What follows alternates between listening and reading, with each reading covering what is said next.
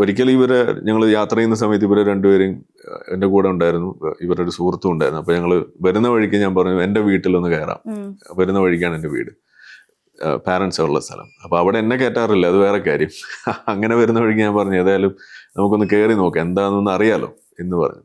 സ്വാഭാവികമായിട്ടും നമുക്ക് അറിയാവുന്നതാണല്ലോ നമ്മുടെ വീട്ടുകാരെങ്ങനെയാണ് ഇത്തരം കാര്യങ്ങൾ. അതൊരു സ്വാഭാവികമായിട്ടുള്ള ഒരു സ്ലൈസ് ആണ്. ആ ബിഗ് ബോസിലാ നടന്ന ആ വിഷയത്തിന്റെ അത് ഇപ്പൊ നടന്ന ഒരു വിഷയമാണെന്നുണ്ടെങ്കിൽ ഈ സെയിം സംഗതി ഇതൊരു മുന്നേ നടന്നതായിട്ടാണ് എനിക്ക് ഫീൽ ചെയ്യുന്നത്. അതാണ് ആ ഒരു ഡിജാവു മൊമെന്റ് എന്ന് പറയുന്നത്. അപ്പൊ അവിടെ അത് ചെന്ന സമയത്ത് എൻ്റെ ഉമ്മ അവിടെ ഉണ്ട്.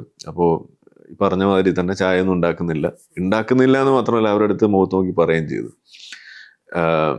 നിങ്ങൾക്ക് ചായ തരണം എന്നൊക്കെ എനിക്ക് ആഗ്രഹമുണ്ട്, പക്ഷെ ഇവൻ കൂടെ ഉള്ളത് കൊണ്ടും പിന്നെ നിങ്ങൾ വെക്കുന്ന ചില കാര്യങ്ങളോട് നമുക്ക് വിയോജിപ്പുള്ളത് കൊണ്ടും തൽക്കാലം ഞാൻ ചായ ഇടുന്നില്ല എന്ന് അവരുടെ അടുത്ത് നോക്കി പറയുന്ന ഒരവസ്ഥയാണ് ഉണ്ടായത്.